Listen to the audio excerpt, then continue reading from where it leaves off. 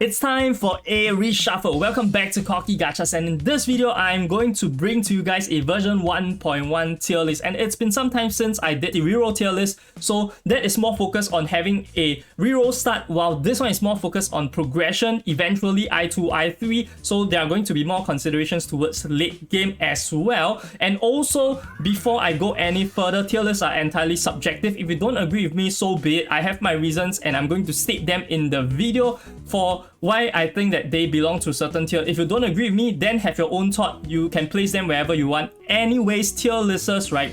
The differences between each bracket isn't that big in my opinion, and Reverse 1999 is an extremely free to play friendly game. You can even clear everything with just 4-star, 3-star units, but in this video, tier list is going to only comprise of 5-star and 6-star units. Now with that out of the way, let's dive straight in. So first we're going to touch on the D tier, and I'm going to put 4 characters in it, namely Sweetheart, Matilda, Click, Sasuke. Okay, so these 4 units, I do think they are in the D tier. I'm using a more of a normal tier list this time. D tier probably means that you shouldn't invest in them. Starting with Sweetheart, I think Sweetheart is really not good at all. Her role is more of a sub DPS, but she also kind of demands the main DPS attention when the third skill is actually a skill that requires you to be in stats down. Usually, her role should be providing, her support role should be providing those stats down, etc. But you want her to be benefiting from that, so you are looking at her from a main carry perspective.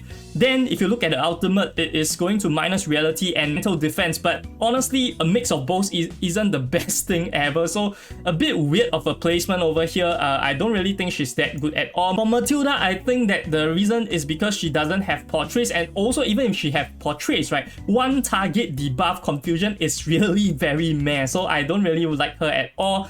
Click is just super niche into the reality front. I don't like it at all. Sasuke is potentially going to go up to C if you have Juvius. I think with Juvius, it's going to be a decent team. However, also take note that Plant is extremely stacked, and also there is going to be the addition of Diggles. So I think it really pushed her down a bit with the addition of the new units, and Plant being a super great Afflectors when it comes to having good supports. Okay, so moving on, we are going to go to our C tier, and of course we're going to put our favorite new Babel. Okay, new Babel have elevated from D tier to C tier. As we move towards greater difficulty content, the Limbo escalation of difficulty will continue to happen. By the way, if you're thinking that you clear Limbo 6 right now and think that Limbo is so easy, right, it's going to get harder and harder. So as the difficulty of the game goes on, new Babel is going to be more of a necessity. But with version 1.1, I don't think that having a shield, having a full-time defense 6-star units with heavy investment is going to be worth it. Hence, I'm going to put her at C. Potentially next time she's going to move up again. Next is going to be Tennant. For Tennant, I would say that right now Tennant probably hovers between B and C. If you're a bit more generous, you can put Tennant in B. And a lot of tier lists will not agree with me and say that Tennant is extremely good. In my opinion, she's heavily overrated, and the reason is because her damage taker is tied to her shield. As the difficulty of the content gets harder, you're going to have a harder time maintaining the shield just off 1 AP. You're probably going to want to refresh it to maintain it, and also to get the debuff on, you need to use your ultimate. Of course, when you enter the battle, you get 1 free stack, but that is going to be a lot of the AP investment in a unit that doesn't do great damage as well. So I don't know why she's being rated so high. Next is going to be Necrologist as well as X. So these 2 units, right, they are dispelling roles, but as of now, still there isn't a huge focus on dispelling. More and more, the game is going to go towards the units are going to be immune to the debuff, certain debuffs or certain disables. That is when they are going to have certain buffs, and you probably want to dispel them. But as of now, I still don't think that they are that important yet as a dispeller. Okay, so this is for our C tier. Now moving on to our B tier, we're gonna have our first candidate, which is Baby Blue. Okay, previously I did rate Baby Blue a bit lower due to the fact that the reality teams are really good. But as we move towards more of an I3, some of the mentor users, especially those with heavier investments like regulars, also comes into play. So probably 1 more mentor teams, and also not to mention Melanie is also a mentor user. If you want to use Melanie in a team instead of solo, you probably also want to have either Baby Blue or one of the mental debuffs going on. So this is why Baby Blue is much higher now. I think she's really solid. The only problem with her is that her kit itself is segregated towards 2 skills, right? Mental debuff as well as the damage taken debuff, etc. Unlike Beacon, which is 1 in all, so it's really sick. And the other skill is for damage. So this is why Baby Blue is in B. Next, we are going to take a look at DK. Honestly, people might say that DK is on A tier. I do think that DK is probably only on B tier. She is what I would consider a DPS with healing capabilities instead of a healer with DPS capabilities. So she's more focused around DPS. Her healing itself is decent, I would say, but pales a lot in comparison to all of the other healers, especially when compared to 5-star Balloon Party, which heals a lot when at low health. So I think DK itself, you probably do want to invest in her if you don't have any other healers, but if you have Balloon Party and Medicine Pocket or even Sotheby, you are probably going to be better off not investing in DK outside of for the base afflictor. So this is just my opinion. Next is going to be the third B tier unit, which is in Diggles. I think Diggles is probably going to be in a low B tier, and a lot of people is not going to agree with me. And my rationale for putting him at such a lower tier is because Plant is really too strong. If you have Beacon, you really don't need to have Diggles. And it's not like Beacon is a 6-star unit whereby there are heavy investment involved. It's the same, it's 5-star unit. And also, Plant type really don't need or don't have the slot for Diggles. If you think of Diggles shield as a sustain, then you are probably replacing Sotheby with him, but Sotheby is just straight up better, and with the arrival of 1.2, potentially you're going to have Sotheby even stronger. But for now, I think even then you just consider Diggles by himself, competing against Beacon, competing against Sotheby without Changling, and also generic supports like Sonato, etc. They are not going to be favorable to Diggles, not to mention the fact that reality debuff plus mental debuff probably means that you want to have a mixed team. Mixed teams aren't really the best, to be honest. In Reverse 1999, the motto or the theory that I have is that if you are good at everything, you're probably not good at anything. So yeah, probably it's the same situation as DK. Too much segregation when it comes to what you do. Okay, so these are my 3 units for B tier. Let's talk about A tier. A tier is going to be extremely crowded, as S tier for me is going to be a bit more prestigious. So let's go on first to our A tier. And the first unit that I have in A tier is our healer. So Medicine Pocket as well as Balloon Party. For Balloon Party, honestly, I don't need to talk too much about her. You guys, if you have her, you should know how good she is. Heals based on lost HP, that itself is already pretty OP, and also the fact that the balloons that she grants to her teammates are very sick. Damage taken reduction, as well as having the opponents take Genesis damage. So I think that Balloon Party as a whole is really flawless as a healer, very strong, and very good to invest in if you have her. When it comes to Medicine Pocket, I think she is very similar when it comes to Balloon Party. However, she provides more offensive capabilities. Her skill provides damage taken increase to the opponent, as well as having sturdiness buff on her healing. And also, I think at I3, although I wouldn't recommend for healers to go to I3 so soon, but below 50%, she does get healing done plus 10% if I'm not wrong. And don't know if it's 9% or 10%. I think it's 10%. Very strong, and also provides daze. I wouldn't say daze is the best, but she does give a lot of utility more on the offensive side as well. So definitely the best healer in the game right now. And then next we're going to talk about is going to be, of course, our Druvius. I think Druvius, right, I would say she is even borderline S tier, but like I mentioned, now that the Limbo seasons are coming to a close, I think that her advantage that I bump her up for the Limbo season itself probably not going to be as significant, but Petrify is still extremely strong. Before Changling, I would say that Druvius itself is already very established as a good main carry for the plant type, and after Changling, even then I think she provides a lot of control. So I think her A tier is probably going to stay for quite some time, but in 1.1 definitely going to stay in A tier for the longest period. And of course, with I3 considerations, the whole team buff for plant type is going to be significant, but if you use her on a off team, not as good. Okay, regardless, A tier, very solid. Next we are going to talk about is a bit surprising. I'm going to talk about A Knight. So I know I did put A Knight in a B tier when it comes to the reroll tier list, but I'm bumping A Knight up because of considering I3.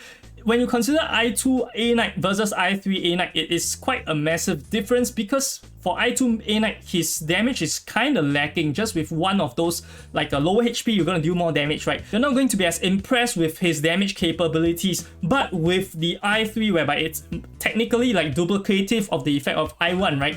You're going to see a lot more of A Knight, definitely when it comes to DPS front, and also for cleaning up. The Muxi buff on his skill after using A Knight, I really like it. The ultimate cycle is quite fast. With Hopscotch, I think definitely one of the better units, and not to mention, right, previously I did mention that Afflictor's bonus is a problem, but similarly on the flip side, Afflictor's bonus not being able to affect him negatively is going to be massive. If you invest in A Knight, you're going to be using him in all the limbos very easily. If you use it, you will know it. And also for dealing damage at low HP, I think his damage is definitely one of the highest when it comes to AoE, if not the highest. Okay, so very sick A Knight over here. I3 preferable if I2 B tier. Okay, next is going to be our Voyager. When it comes to Voyager, I think that she's quite solid in the A rank over here, not exceptional, and I think in the future I might even bump her down to end of A tier. And the reason is very simple. Right now she has very little competition when it comes to applying critical resist. However, in the future with Tooth Fairy, I think her role, and also Tooth Fairy is star type, yeah, Voyager, you better take care of it, right? And also you can't really use her as a main DPS. Even if you want to, there are a lot of options when it comes to star type. So Voyager's role is in peril over here. A tier, maybe bottom A tier with 1.2 to come. And also to inflict confusion, you need a 2-star card. So I don't think that that is that relevant. You're using her more for sturdiness. So definitely I would say mid A tier right now, probably end A tier, like bottom A tier when it comes to 1.2. Yeah, probably not as good. Next is going to be our trio, which is the Eternity, Leah as well as Regulus. With I3 coming into play, I think that Leah and Regulus definitely does put themselves in quite a good of the A tier. However, with Eternity, I think Eternity, everyone knows how good she is, but she's slowly going to get deranked as her damage isn't that competitive. Of course, now she's probably the only unit that can solo with Malenia. She does have some competition when it comes to soloing content, but still now I think she is the queen. For this two itself, they compete against each other, but in fact I would say that to some extent Regulus might be better than Leah. I know a lot of people will not agree with me, but I think Regulus is less AP hungry, and also with Charlie itself, which is a 5-star viable unit, you're probably going to be looking at competition for Leah. And yeah, so let's just talk about Charlie over here. First, if she's at P0, I think P0 is a B tier Charlie. Her consistency is not there, very hard to trigger her spells and stuff, so her condition's not met. At P3 or even P2, I think she probably is end of A tier, and then at P5 she's better than Leah. Okay, don't reach at me. P5 Charlie is going to be better than Leah. I think that is pretty much for a fact. So Leah itself, her rating is also depending on Charlie, because if Charlie is good, then why would you use Leah? If you have a P5 Charlie, probably you like to use Charlie a bit more. Meanwhile, Leah requires heavier investments when it comes to that. But of course, P5 isn't the easiest to get. Hence, I would say that at just P3, probably similar to Leah, but lower than Leah. So this is my judgment for Charlie. Very strong DPS unit, only 5-star to actually compete for the DPS role when it comes to other 6-star units. So Charlie, very good. Next is going to be our last A tier unit, which is Soneto. So Soneto over here, I think we should judge her based on either P4 or P5, but if you just judge her on P4, because we can't get the 5th one, it is in chapter 5, we would have to put her at the end of A tier, because she is a free unit with no investment required, pretty much no investment from purchase standpoint. Insight already Insight 1, but of course you can go to Insight 2 and Insight 3. Her DPS is nothing to be scoffed at. You have seen the damage formula that is tierized by I think Pritwin and some of the CN testing, as well as tested by Rivenus. You will know that penetration rate is so freaking strong, and as a sub DPS, I think Soneto is not a pure support. Soneto with her portraits deal a lot of insane damage, and if you probably don't know where the damage is coming from, it's from the penetration rate. Very strong stat line over there. And also her disarm is very useful, even if you just look at like trash bags, right? Dealing with trash bags, she is so good at dealing with trash bags, so really have to give her bottom of A tier. And her damage buff as well as her damage taken reduction, right, in one skill with 1-star is very sick for 2 turns for the whole team. So I think that this is really going to be one of the best supporters for a long time to come. Even in CN now, she's still top rated given that she's free, and also even if you don't consider the fact that she's free, just based on the kit, very OP. And now we are going to have 2 of our new units, which is Malenia as well as Pickles. I'm going to read them slightly differently. I'm going to say that Pickles, if you have I2 Pickles, which is going to be the fact for a long time, unless you want to I3 him straight away, he's going to be at bottom of A tier. A lot of people say Pickles is good, but they don't tell me why Pickles is good. If you look at Pickles kit, Pickles requires the stacks to actually function, to actually cast ultimate. Before casting ultimate, he is a straight sub DPS unit. So he requires AP before I3. You guys cannot tell me that he's AP generous before I3. That is ridiculous. So people are overrating him to say that I2 can go to S tier. I don't think so. Of course, once the Pickles release, I think that there will be some good users for Pickles, which is also why he's better than Soneto, because once the banner release, they're going to cater content for him. But once you go to I3, I think with the 2 stacks when you enter battle, I think he is definitely S tier.